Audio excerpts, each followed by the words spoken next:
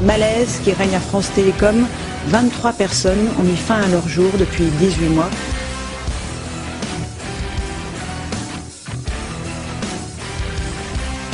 Procès SFR et Téléperformance. Vendredi 10 mars dernier, la Cour d'appel de Toulouse a confirmé la condamnation des entreprises pour licenciement abusif et collusion frauduleuse.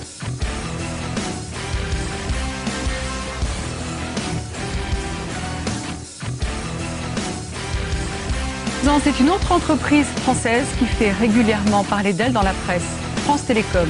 Une actualité souvent tragique, le suicide de ses salariés.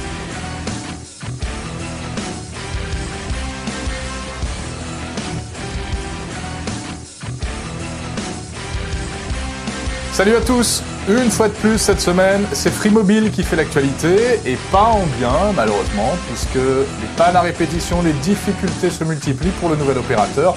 On fait le point.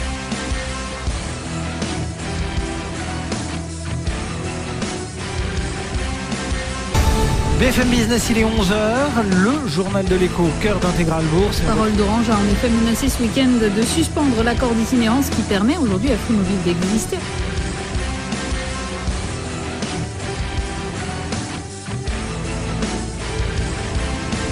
Des pannes successives qui font qu'on ne peut plus passer de coups de fil, ou on ne peut plus se connecter à Internet. Il y a des retards aussi dans les envois et les réceptions de SMS. Et ça, c'est arrivé plusieurs fois ces derniers jours.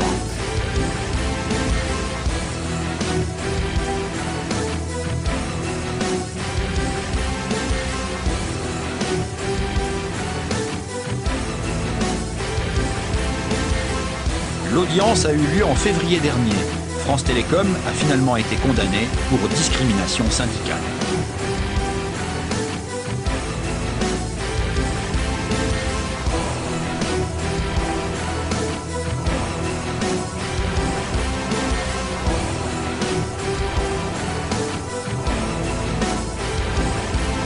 Stéphanie Valette est salariée de France Télécom. Elle a saisi le tribunal contre son employeur au motif de discrimination, harcèlement moral et résiliation judiciaire de contrat de travail.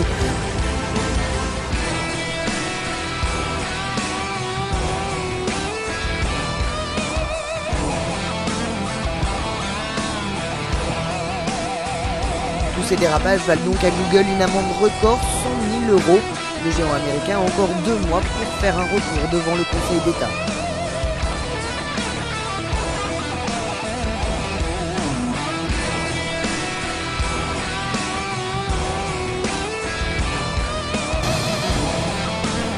100 000 € d'amende, 40 000 € de dommages-intérêts. Le fournisseur d'accès à Internet Free a été condamné par le tribunal correctionnel de Paris pour pratique commerciale trompeuse.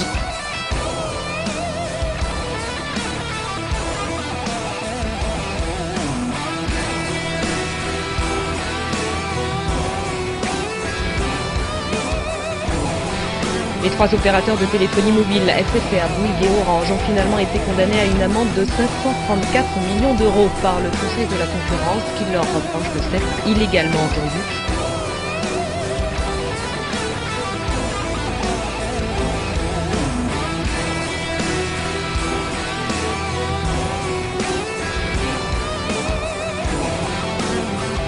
€, c'est la somme que Numéricable devra verser à ses clients mécontents. La société a été condamnée lundi dernier principalement pour publicité mensongère, tromperie et vente forcée.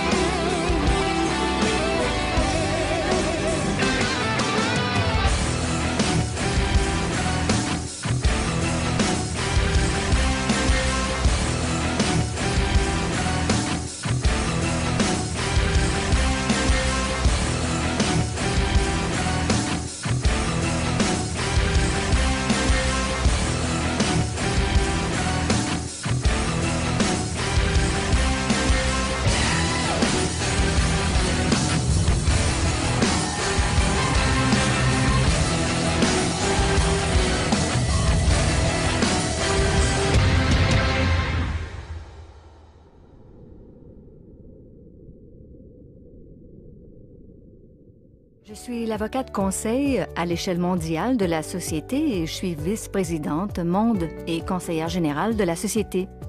Je supervise donc tous nos professionnels internes et j'assure la liaison avec le conseil juridique. Je suis responsable de l'ensemble des affaires juridiques courantes de la société.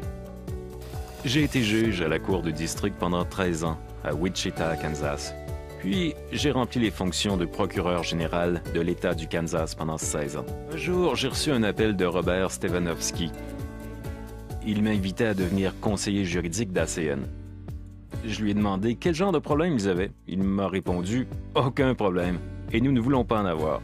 Voilà pourquoi nous comptons sur vous. » ACN est au courant de l'information négative circulant sur Internet et pour la plupart, nous l'ignorons. Je ne connais personne, ni aucune société, qui à un moment n'a pas suscité des commentaires négatifs. On ne peut pas y faire grand-chose. Par contre, il suffit de voir notre bilan.